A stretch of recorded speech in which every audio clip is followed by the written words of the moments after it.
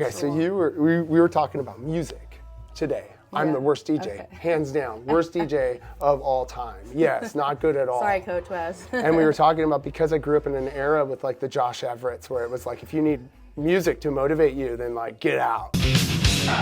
Nah. No tunes? If you need music to motivate you, go find something else to do.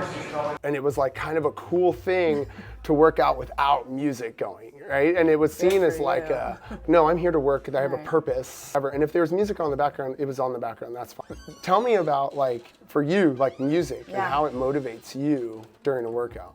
I know I was mentioning for running specifically, not my favorite. I feel like I do depend on the music. Otherwise, I'm hearing myself breathe, I'm focusing on the pain. So for sure for running, I'm like, I need my jams just to zone out. But I really like what you were saying about back in the day, they didn't care what was playing, they just went for it. So I think it's finding that middle ground of like pushing yourself, a part of that moment. And that's what's different, what we were talking about earlier with a global gym where you just put in your headphones. Like, it's a little different. We have a community, and that's why I like CrossFit. We come here as a group, we're a part of this moment together, we're in pain together. We might be listening to pop music together because Coach Wes puts on pop music and says, She's all put on some bangers. I put on Black Eyed Peas. It was like not a banger at all whatsoever. It was not a way to finish a workout whatsoever, but it was a good reminder. Learning opportunity. Well, for both of us, I think. For one thing, for me as a coach, to learn and remember that part of my job as a coach, and if you look at the 6 criteria that make an effective coach, is presence and attitude.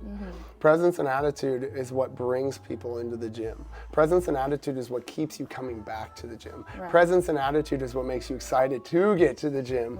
So you can have an amazing coach, but if they don't have a good presence and attitude, if they don't have good music, if they don't have good atmosphere, if they don't have good environment, well, people aren't going to come. So that's a big part of it. While it's not the nut and bolt that make the coach, man, it's a big part of it, and you got to really dial that in. So, note for me.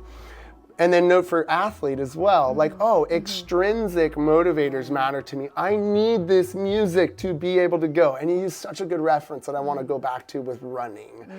When I was working with Chris Hinshaw, one of the best running coaches of all time, he talked about breathing patterns and how if you can get into a breathing pattern of 1 breath out every 3 to 4 steps, you know when you're getting close to fatigue and when you're far away from it. So if I'm running and I go, 1, 2, 3, and that was an out breath. And the out breath always takes 2 steps.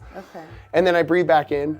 If I can get into a pattern of breathing with a pattern of physical movement, my autonomic nervous system loves that. It's calmer. So all the little autonomic responses that would eat away at your energy, when you're able to hear your foot stroke on the ground and your breath pattern with linking up, but auditory, you got to hear it and the way it's hitting the ground.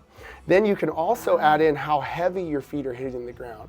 And if your feet are smacking the ground, you could actually pull your foot off the ground just a little quicker and have more proprioception or kinesthetic awareness and work on these skills. So as a coach, it's a cool thing for me to go, oh, this person has an extrinsic motivator.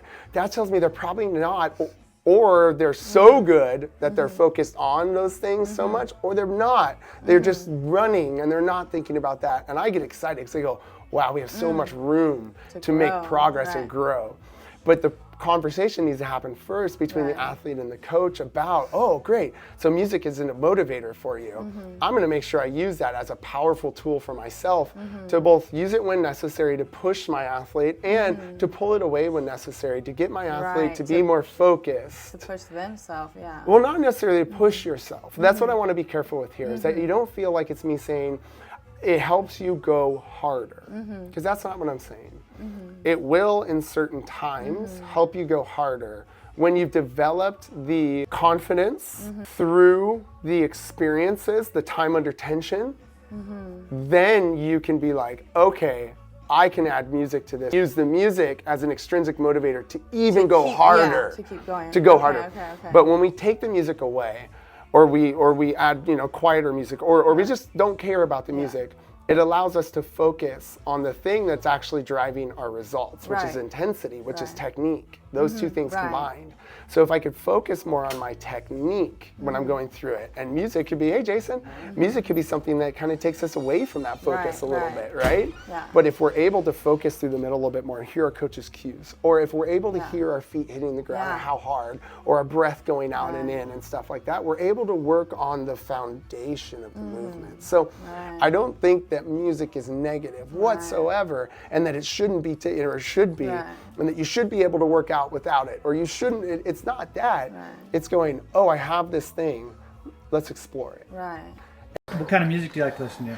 Well, I don't normally listen to music while I work out. Now at work, the music's playing at work. It doesn't bother me either way. It's just not, did a video, an Isabel video of me several years back, and I was joking when I said, I think maybe you asked me what kind of music I wanted playing during the workout, and I said something along the lines, if you need music to motivate you or to make you work harder, go find something else to do. Like, this isn't for you. If that's your inspiration, it annoys me. It does annoy me that people have to have a certain song on to work out. It's like, one, I don't hardly hear anything once in a while. Like, how do you focus on your mechanics and doing things correctly and giving your all if you're focused on the music? Like, I don't get that at all. Like, I can understand we're on the stationary bike at a heart rate of 120. Yeah, I want some music to entertain me during my workout because that's super boring. But this stuff isn't boring.